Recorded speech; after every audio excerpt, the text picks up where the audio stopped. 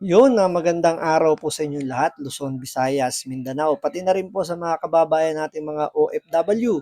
Welcome po sa panibagong reaction video dito sa Makapili TV. So, sumagot na po si Bongbong Marcos, si Pangulong Bongbong Marcos sa mga tirada po ni BP Sara sa kanyang naging press con.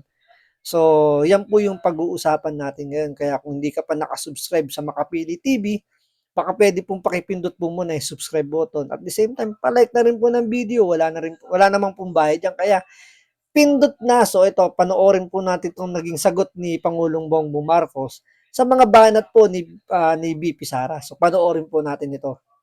Tinawanan lang ni Pangulong Bongbong Marcos ang banat sa kanya ni Vice President Sara Duterte na hindi.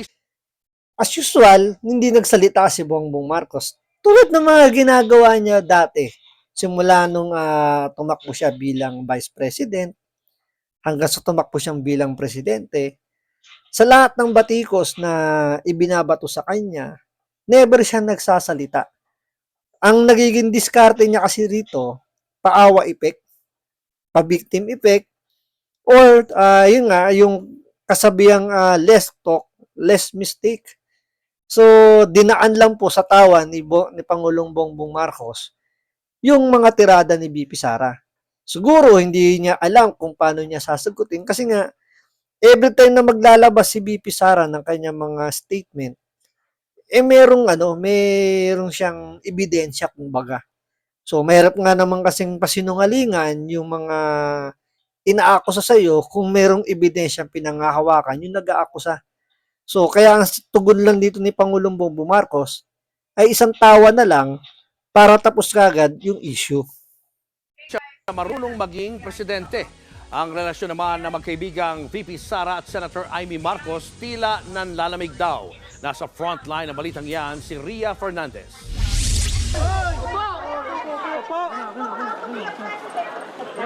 Napangiti lang si Pangulong Bongbong Marcos nang tanungin tungkol sa pahayag ni Vice President Sara Duterte na hindi siya marunong mamuno bilang presidente. Sa pagdiriwang ng anibersaryo ng Philippine Coast Guard, tikom ang bibig ni Pangulong Marcos sa mga tirada ng kanya. Kayo ba, tanungin ko kayo, tingin nyo ba marunong humandle si Pangulong Bongbong Marcos bilang presidente? Kasi umpisa pa lang nung pag-upo niya bilang presidente, marami na nakakapuna na tila parang hindi siya yung nagpapatakbo ng ating bansa. Marami nagsasabi na ang totoong presidente daw natin ay si First Lady Lisa Marcos. Kumbaga parang itong si Bongbong Marcos, puppet lang. So, parang kung ano yung ikukumpas ni First Lady Lisa Marcos, yun yung itatakbo ng gobyerno natin. Meron din naman nagsasabi na ang pinakikinggan lang nito ni Bongbong Marcos is si Speaker Romualdez. Dahil nga mas matalino si Speaker Romualdez, so doon siya nakaasa kay Speaker Romualdez kung ano yung magiging takbo ng gobyerno natin. Kaya nga 'di ba may mga press con dito si Bongbong Marcos kung saan ang instruction niya lang sa kanyang mga secretary, alam niyo na yung trabaho ninyo, gawin niyo na lang.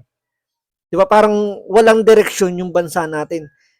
Wala ngang direktiba kung paano patatakbuhin yung ating ekonomiya. Walang direktiba kung paano tatakbo ang ating PNP, especially sa war on drugs. Kaya nga ang kanyang marching order lang, 'di ba? Bloodless war on drugs. So, saan ka nakakitang war on drugs na bloodless na kailangan pakiusapan ng ating kapulisan ang mga drug lord na wag na magbenta, wag nang manggulo. So, ang nangyayari sa gobyerno natin na kailangan ang mga taga-gobyerno makiusap na wag nang makipaglaban yung mga drug lord dahil ayaw nilang masaktan, ayaw nilang may kunin ng liwanag na drug lord. So, ganung klase ang nangyayari sa gobyerno natin. Kaya nga tanong ko sa inyo, sa tingin nyo ba, marunong ba magpatakbo ng bansa natin itong si Bongbong Marcos? Bise. Pero ang anak ni PBBM na si Ilocos Norte 1st District Representative Sandro Marcos pumalag na kay VP Sara. Sa isang pahayag, sinabi ni Sandro na nagtimpi pa siya bilang respeto sa Vice President. Pero Bilang anak, hindi raw niya kayang manahimik habang pinagbabantaan ni VP Sara na huhukayin ang labi ng kanyang lolong si dating Pangulong Ferdinand Marcos Sr. at pupugutan ng ulo ang ama niyang kasalukuyang Pangulo. Ang kakaiba raw na temper tantrum ay kinondena na ng isang bansang natatakot na sa mga naging payag ni VP Sara. Dagdag pa ni Sandro, baka raw ang paghuhuramentado ni VP Sara ang self-therapy niya pero sumusobra na raw ang bise. Bago pa man magsalita si Sandro, dumepensa na rin ang pinsan niyang si Ilocos Norte Governor Matthew Manotoc para sa kanyang inang si Senator Amy Marcos. Sa kabila Doon naman, naiintindihan din naman natin yung naging reaksyon doon ni Sandro Marcos. Kasi siyempre tatay niya rin naman yon. So, kahit pa paano naman, masasaktan din itong si Sandro Marcos. Siyempre tatay niya yung binabanatan at parang siyempre pinamumukha sa kanya na yung tatay niya ay hindi marunong magpalakad ng ating bansa. Siyempre masakit sa kanya yon. Parang ang labas doon mahinang niya lang talaga. Or parang pinamumukha sa kanya na mahina si Bongbong Marcos na maging leader. Kaya naiintindihan natin kung bakit ganun din yung naging reaksyon ni Sandro Marcos. So, doon naman sa pamangkin, doon sa anak ni Amy Marcos, naiintindihan din naman natin siyempre. Kumbaga, siguro, nakakausap nila before si BP Sara, medyo nalulungkot din sila sa nangyari sa sitwasyon. Pero ito yung sagot ni BP Sara. naiintindihan naman daw ni VP Sara ang mga naging reaksyon ni Sandro at Matthew pero pumalag lang daw siya sa pamipersonal sa kanya. Kayo ang nauna. Bakit? Because of envy and jealousy. Nilinaw rin ni VP Sara na So, 'di ba? Sabi nga ni BP Sara, naiintindihan din naman niya yung naging reaksyon ng dalawang bata. Pero di na bata yun, pero sabi natin yung dalawang anak ni Bongbong Marcos at ni Amy Marcos. Naiintindihan niya, pero sana makita nga rin naman ni Sandro at nung anak ni Amy Marcos kung sino ba talaga yung nag-umpisa ng gulo na to, ng sitwasyon na to. Nagsimula yan noon pag-upo pa lang nila, binira na kagad nila si BP Sara. Kung tutuusin nga, sabi ni Sandro Marcos, nagtitimpi raw siya. Nagtitimpi pa siya dahil nga ngayon lang daw siya nagsalita. Pero isipin mo rin, Sandro Marcos, nagtimpi rin si BP Sara sa loob ng almost 3 years doon sa pinagagawa ng mga kaalyado ng tatay mo. Especially tatay mo rin naman kasi walang ginawa si Bongbong Marcos nung ginigipit na si BP Sara tungkol doon sa confidential funds na never